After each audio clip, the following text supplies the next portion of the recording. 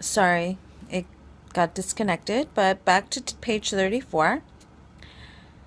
And what good does it do to you to be rich? It lets me buy other stars if somebody discovers them, the little prince said to himself.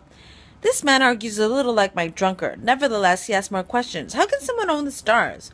To whom do they belong? Retorted the businessman grumpily. I don't know. To nobody. Then they belong to me, because I thought of it first. And that's all it takes. Of course, when you find a diamond that belongs to nobody in particular, then it's yours. When you find an island that belongs to nobody in particular, it's yours. When you're the first person to have an idea, you patent it, and it's yours. Now, I own the stars since no one before me ever thought of owning them. That's true enough, the little prince said. And what do you do with them? I manage them. I count them and then I count them again, the businessman said. It's difficult work, but I'm a serious person. The little man was still not satisfied. If I own a scarf, I can tie it around my neck and take it away. If I own a flower, I can pick it and take it away. But you can't pick the stars. No, but I can put them in the bank. What does that mean? That means that I have the number of my stars on a slip of paper, and then I lock that slip of paper in a drawer. And that's all? That's enough. That's amusing, thought the little prince, and even poetic, but not very serious. The little prince had very different ideas about serious things from those of the grown-ups. I own a flower myself, he continued, which I water every day. I own 3 volcanoes, which I rake out every week. I even rake out the extinct ones. You never know. So it's of some use to my volcanoes, and it's useful to my flower that I own them. But you're not useful to the stars. The businessman opened his mouth, but found nothing to say in reply. And the little prince went on his way. Grown-ups are certainly quite extraordinary, was all he said to himself as he continued on his journey. The 5th planet was very strange. It was the smallest of all. There was just enough room for a street lamp and a lamplighter. The little prince couldn't quite understand what use a street lamp and a lamplighter could be there in the sky on a planet without any people and not a single house. However, he said to himself, it's quite absurd that this man is absurd, but he's less absurd than the king, the very vain man, the businessman, and the drunkard. At least his work has some meaning. When he lights his lamp, it's as if he's bringing one more star to life or one more flower. When he puts out his lamp, that sends the flower or the star to sleep, which is a fine occupation and therefore truly useful. When the little prince reached this planet, he greeted the lamplighter respectfully. Good morning.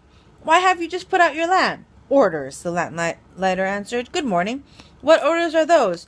To put out my lamplight. Good evening. And he lit his lamp again. But why have you just lit your lamp again? Orders. I don't understand, said the little prince. There's nothing to understand. And the lamplighter, orders are coming. Good morning. And he put out his lamp.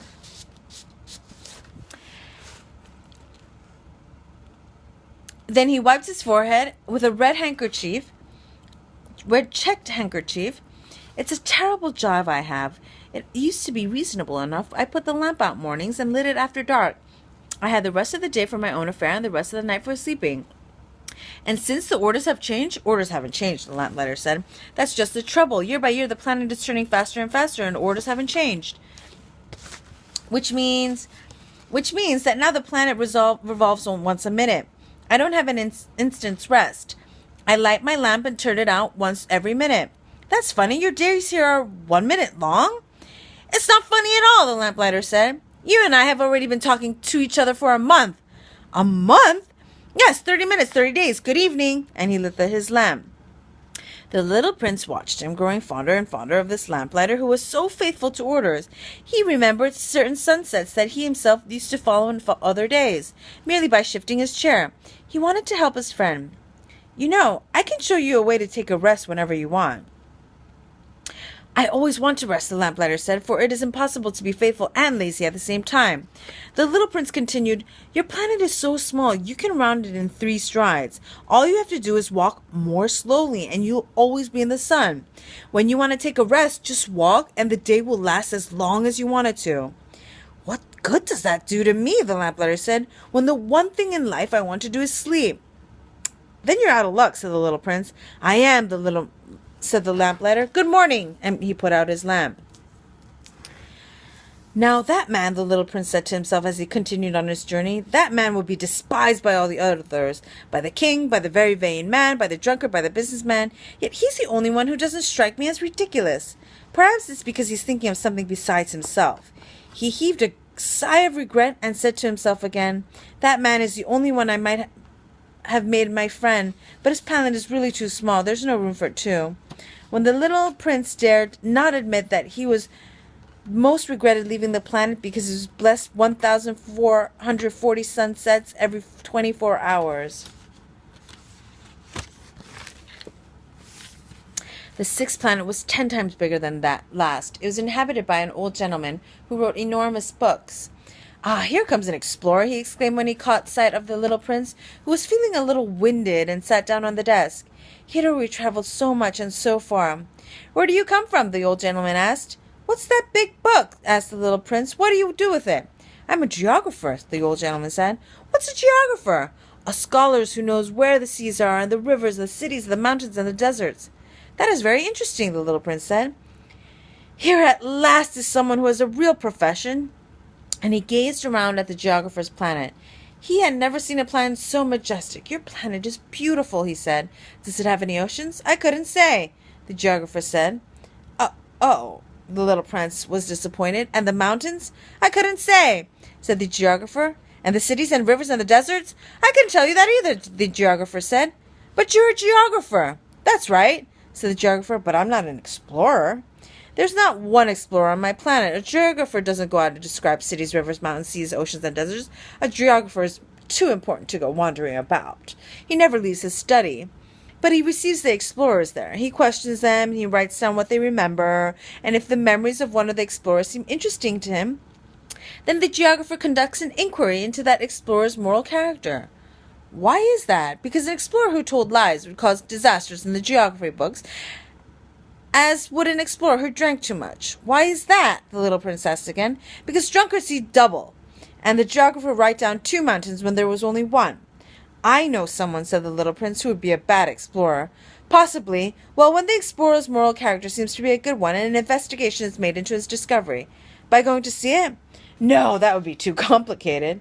But the explorer is required to furnish proofs. For instance, if he claims to have discovered a large mountain, he is required to bring back large stones from it. The geographer suddenly grew excited. But you come from far away. You're an explorer, and you must describe your planet for me. And the geographer, having opened his logbook, sharpened his pencil. Explorers' reports are first recorded in pencil. Ink is used only after proofs have been furnished. Well, said the geographer expectantly. Oh, where I live, said the little prince, it's not very interesting.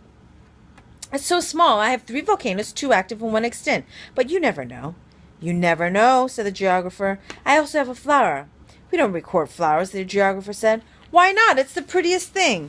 Because flowers are ephemeral.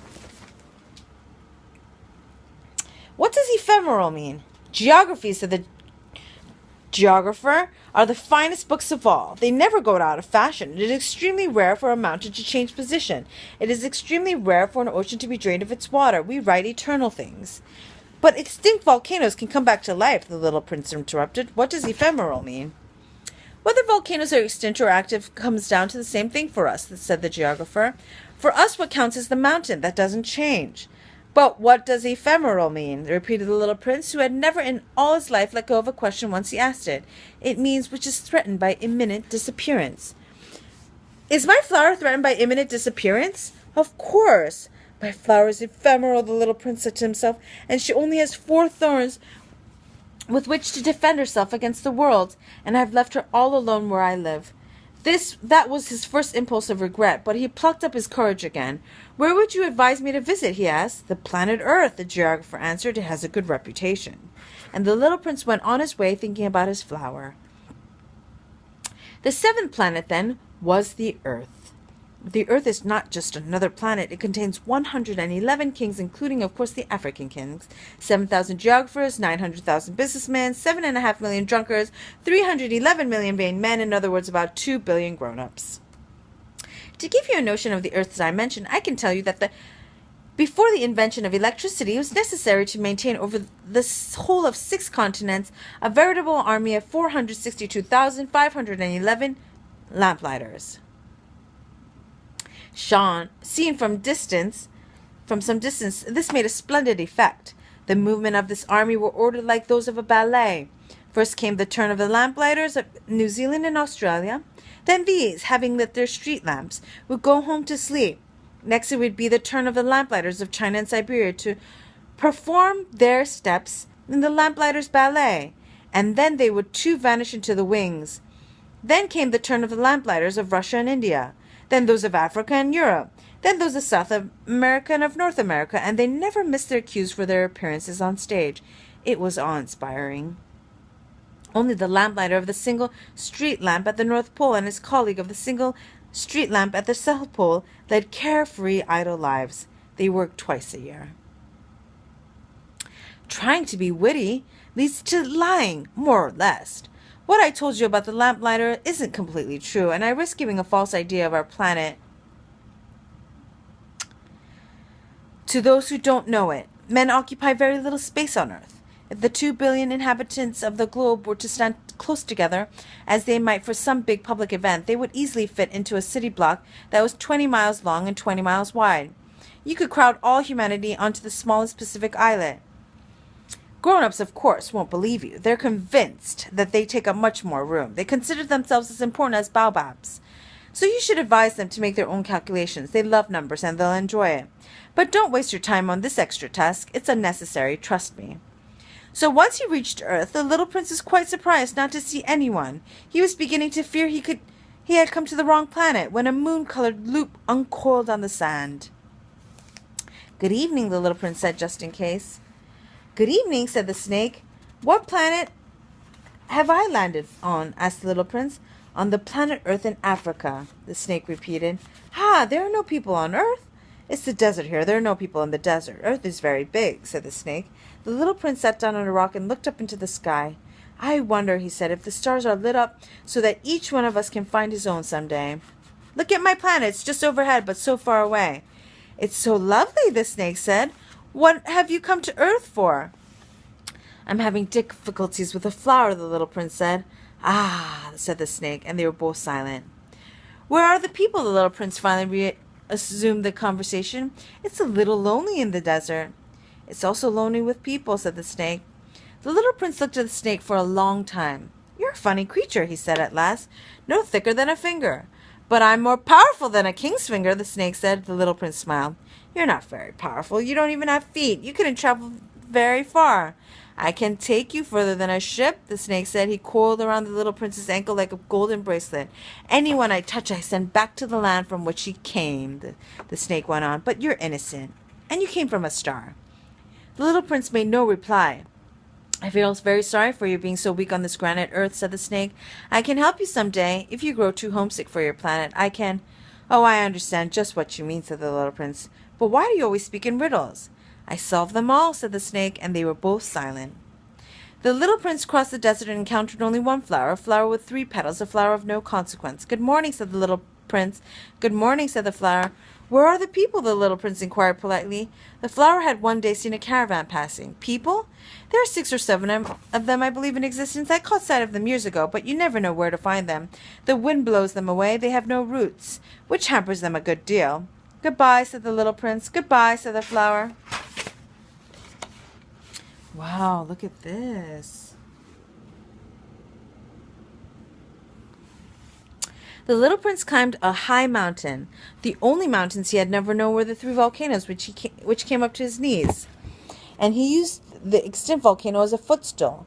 "From a mountain as high as this one," he said to himself, "I'll get a view of the whole planet and all the people on it." But he saw nothing but rocky peaks as sharp as needles. "Hello," he said, just in case. "Hello, hello, hello," the echo answered. "Who are you?" asked the prince. "Who are you? Who are you? Who are you?" the echo answered. "Let's be friends. I'm lonely," he said. "I'm lonely, I'm lonely, lonely," the echo answered.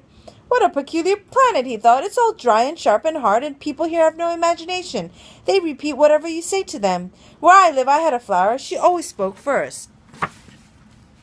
But it so happened that the little prince, having walked a long time through sand and rocks and snow, finally discovered a road. All the roads go to where there are people. Good morning, he said. It was a blossoming rose garden. Good morning, said the roses. The little prince gazed at them. All of them looked like his flowers. Who are you? He asked, astounded. We're roses, the roses